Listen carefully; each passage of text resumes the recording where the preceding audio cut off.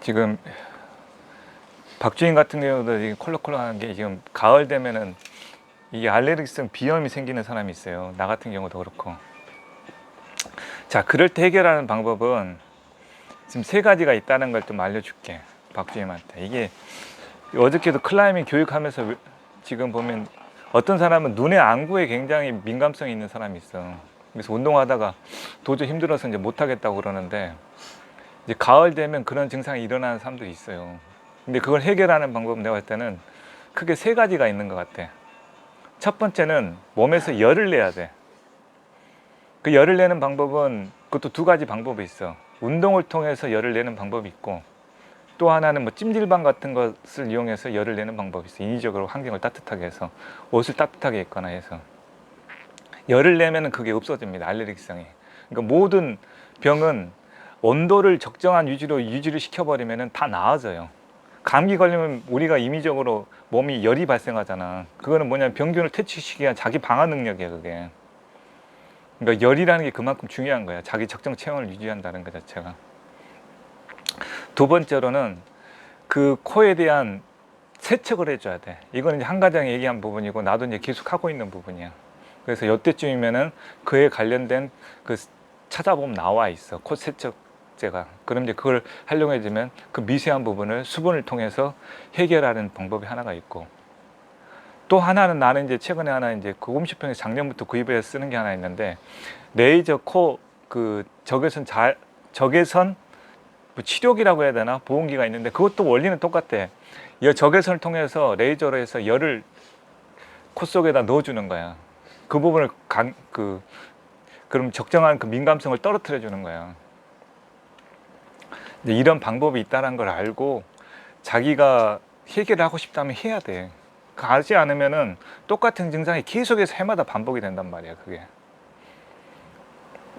그래서 이제 나도 이제 좀 운동을 하고 계속 오고 있는 거고, 그게 이제 몸에 가장 좋은 방법은 어찌됐든 간에 운동을 통해서 몸에 열을 발생시켜 주는 게 가장 체질적으로 개선시켜 주는 게 가장 효과적인 방법이다. 나는 이제 이렇게 생각은 하고 있어요. 그러나 이제 직접적으로 치료하는 방법은 세척하는 방법이 있고, 레이저 같은 걸 통해서 그 부분을 치료하는 방법도 있고, 물론 수술 같은 요법도 있는데 그런 수술 같은 요법은 일단 젖혀두고 하는 얘기야. 가을철에 이제 이런 고생을 한 사람들이 있기 때문에 지금 얘기를 하는 겁니다. 이 부장이 열심히 하지만 이제 보면은 자꾸 빠뜨리는 게 뭐냐면은 그러니까 소소한 부분이에요. 소소한 부분. 그러니까 소소한 부분이라는 게 이제 해외 발주를 해서 필요한 물건들을 구매를 하는데, 그게 이제 본인 계산은 아마 이런 식일 거야. 거기에 이제 들어간 총 비용과 배송비 포함해서 이제 그 금액을 생각하는데, 그게 왜 이제 해외 같은 경우는 부가세가 기본적으로 부과가 됩니다. 10%가.